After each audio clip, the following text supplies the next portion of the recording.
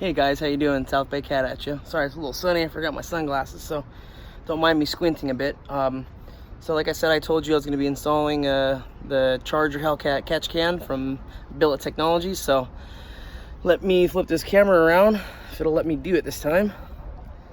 Let's see here. Why can I not figure out how to flip this thing around? It's not going to let me. Okay. So there it is.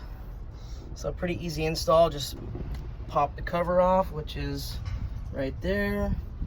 Just need a 17 wrench. And so the 90-degree fitting has the shorter hose, and the straight fitting down there into the bottom of the blower has the straight fitting longer hose.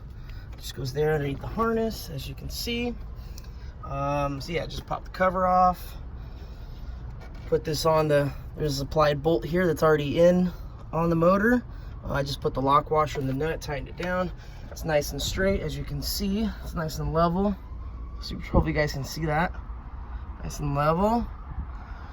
And I just pushed it on, clipped in here, clipped on down there, and ready to rock and roll. Alright guys, hope you enjoyed it. 2019 Charger Hellcat catch can install. See you later, bud.